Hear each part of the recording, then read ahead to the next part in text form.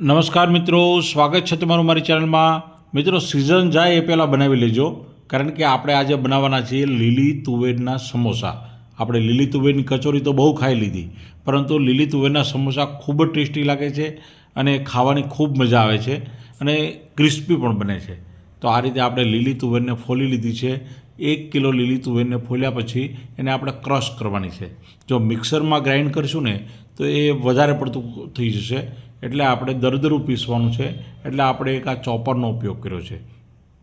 તમારી પાસે કોઈ પણ આવું મશીન હોય કે જેનાથી દરદરો ભૂકો થઈ શકે તો એનો આપણે ઉપયોગ કરવાનો છે। અને આ રીતે આપણે 1 કિલો તુવેરને બરાબર ક્રશ કરી લેવાની છે। હવે આપણે એમાં એડ કરવા માટે એક મસાલો બનાવી લઈશું। એ પણ એ લીલો મસાલો છે અને એ લીલો મસાલો આદું અને લીલા મરચાંનો છે। તો આદું અને લીલા મરચાંને સાથે આપણે લીલું લસણ એડ કરવાનું છે। આ બધી વસ્તુનો ક્રશ કરીને એક સરસ મસાલો બનાવી લઈશું અને આ મસાલો પણ આપણે આ લીલી તુવેરના મિશ્રણ સાથે એડ કરી દેવાનો છે। અને બીજું પણ એક મિશ્રણ બનાવી લઈશું, કોથમીર, લીલું લસણ અને લીલા તીખા મરચાં। તો આ રીતે આ પેસ્ટ બની ગઈ છે અને હવે આપણે વઘાર કરી લેવાનો છે। તો આપણે 2 ચમચા તેલ એક સ્ટીલની કડાઈમાં એડ કર્યું છે અને અંદર આપણે થોડું જીરું એડ કરીશું, અડધીથી પોણી ચમચી। 1 ચમચી હિંગ એડ કરવાની છે, 1 ચમચી હળદર એડ કરવાની છે। તો આ રીતે વઘાર તૈયાર થઈ ગયો છે। હવે તુવેરવાળું મિશ્રણ આપણે અંદર એડ કરી દેવાનું છે અને એને બરાબર શેકી લેવાનું છે। ગેસની ફ્લેમ મીડિયમ રાખવાની છે અને ત્યારબાદ આપણે એવી તીખી પેસ્ટ બનાવી છે એ પેસ્ટ પણ અંદર એડ કરી દેવાની છે અને આને લગભગ 15 મિનિટ સુધી ધીમા ગેસ ઉપર શેકી લેવાનું છે। થોડું પાણી એડ કરીશું, કારણ કે આપણે આને બરાબર શેકવામાં તકલીફ પડે, નીચે ચોંટી ન જાય એટલા માટે આપણે પાણી એડ કરીને એને બરાબર શેકી લેવાનું છે। ધીમા તાપે અને શેકતા લગભગ અડધી કલાક જેટલો સમય લાગ્યો અને આ મિશ્રણ બરાબર શેકાઈ ગયું। હવે આપણે મસાલામાં એક સ્વાદ મુજબ મીઠું એડ કરી દઈએ, થોડી ગળપણ માટે ખાંડ પણ એડ કરી દેવાની છે, લગભગ 3 ચમચી મીઠું સ્વાદ મુજબ, અને લીંબુનો રસ આપણે 1 થી 1.5 લીંબુનો રસ અંદર એડ કરવાનો છે। આ બીજ અંદર પડી ગયા છે એ પણ આપણે કાઢી લઈશું। એનો ખ્યાલ રાખજો કે બીજ અંદર જવા ન જોઈએ, નહીં તો આપણી સમોસાનો સ્વાદ બગડી જશે।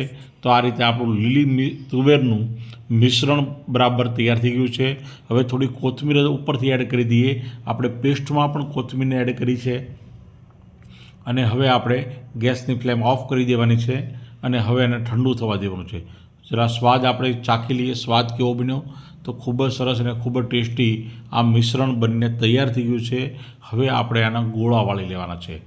જો કચોરી બનાવવી હોય તો કચોરી પણ બનાવી શકાય છે, પરંતુ આપણે આ ગોળામાંથી સમોસા બનાવવાના છે અને સમોસા બનાવવા પણ બિલકુલ આસાન છે।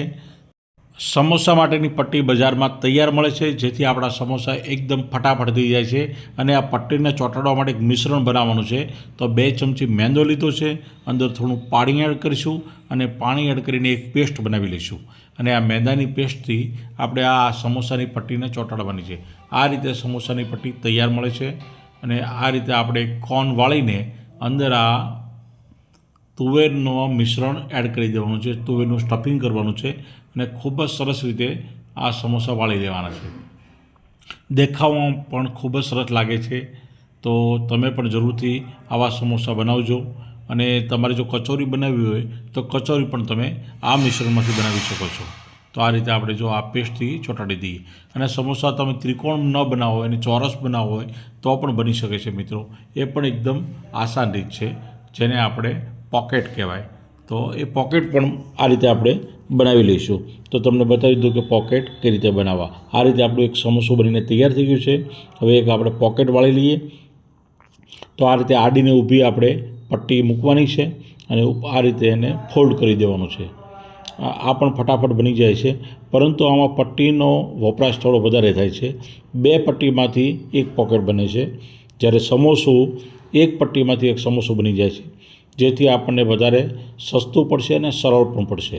આ રીતે પેસ્ટ લગાડીને આ પોકેટ બનીને તૈયાર થઈ ગયું છે મિત્રો। તો ચાલો આપણે પોકેટ નહીં બનાવીએ પણ બધા સમોસા બનાવી લઈશું। આ રીતે કોન વાળી લેવાનો છે, અંદર આ રીતે બોલ અંદર એડ કરી દેવાનો છે, બરાબર એને સમોસાનો શેપ આપીને એડ કરીએ ને, જો આ રીતે, એટલે ખૂબ જ સરસ રીતે આપણું સમોસું વાળી શકાય છે। અને આ રીતે આપણે બધા સમોસા બનાવી લીધા છે મિત્રો. બાળકો પણ રાહ જોઈને બેઠા છે, કારણ કે તુવેરના સમોસા ખાવાની બાળકોને ખૂબ મજા આવે છે. અને વર્ષમાં એક જ વાર બને છે મિત્રો. આખું વર્ષ તમે તુવેરના સમોસા ખાઈ શકતા નથી. એટલે આપણે આ સિઝન, આ તક જવા નહીં દેતા. હવે તેલને પણ ગરમ થવા મૂકી દીધું છે અને ગરમા ગરમ તેલમાં ફટાફટ આપણે આ સમોસાને તળી લેવાના છે મિત્રો. અને ગેસની ફ્લેમ હાઈ રાખવાની છે અને એકદમ ક્રિસ્પી આ સમોસાને તળી લેવાના છે, કારણ કે અંદરનું મિશ્રણ બધું બરાબર કૂક થયેલું છે, જેથી આપણા સમોસા જલ્દીથી તળાઈ જશે.